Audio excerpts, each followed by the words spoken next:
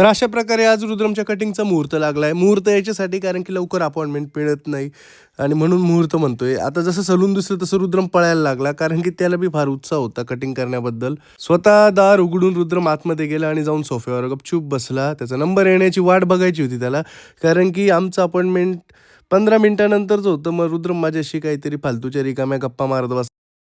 त्याच्या मित्रांचे हेअरकट कसे भारी असतात आणि त्याचे कसे खराब असतात ते सांगत बस. आणि मग रुद्रमचा नंबर आला. तर असापैकी एक इराणियन माणूस एका भारतीयाची ऑस्ट्रियामध्ये कटिंग करतो, यापेक्षा वेगळं इंटरनॅशनल कोलॅब्स काय असू शकतं.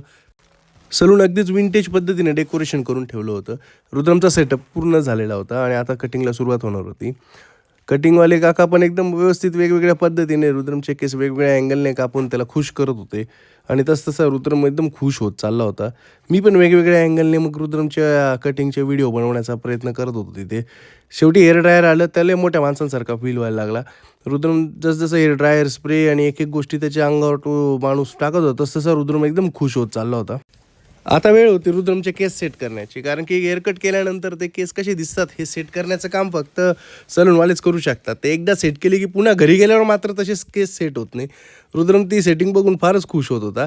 त्यांनी स्प्रे मारला, हेअर स्प्रे मारला आणि अगदी रुद्रमला पाहिजे तशीच कटिंग करून त्याला मोकळं केलं. अशा प्रकारे कटिंग पूर्ण झाल्यानंतर रुद्रमने 1700 रुपयाचं चॉकलेट डब्बर नीतून काढलं होतं. हो, लहान पोरांच्या कटिंगला 1700 रुपये लागतात तिथे.